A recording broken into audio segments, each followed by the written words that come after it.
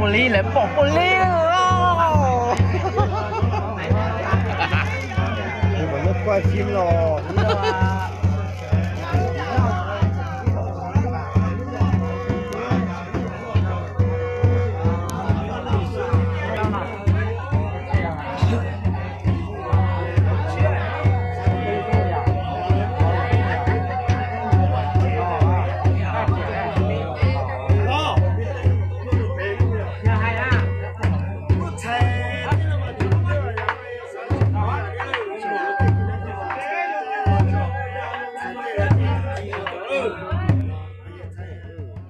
那个猪老了来关键了。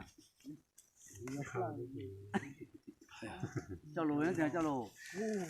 nhìn hả con cho các bác giá đấy bây giờ. phải giá có đó Nông chỉ có giờ chơi.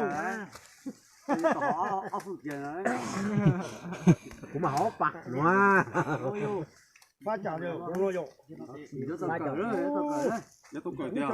Cá tôi dùng nhu tua chế tàu chỉ có tôi làm hao chế.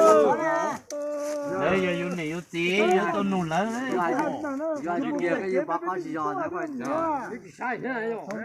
Nung lúa rồi. Bao nhiêu á? À chỉ mà xong thế từ cái hồ. Thực tế này rồi. ít chừng cái tiếp về mà một treo. Cá lo. Cá lo à?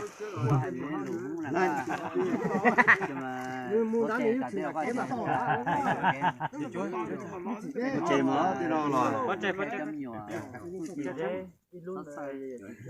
Bây giờ này nó chỉ là cái hồi ta chỉ rồi. Đúng rồi.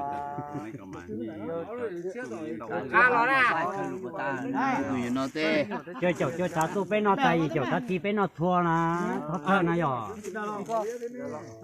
Nó yếu tụi nó phăng ra khỏi nhân gia có không à? Không mà lo.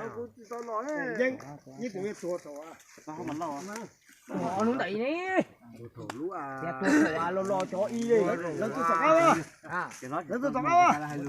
Nó cái tung to nó. đúng à. Tung to. Ai cũng thích po. Thì quá. Tung to đấy, tung to có tung nó. Nó nhỏ to. Dạ. Nó có tầm đây nó. Ủa, thì cái nó tung to. Ta bảo cho thế là cái tí là thuốc cái gì đó. Ta bảo cho thế phòng à. Tiền cả cũng ra cái nhà. Đó.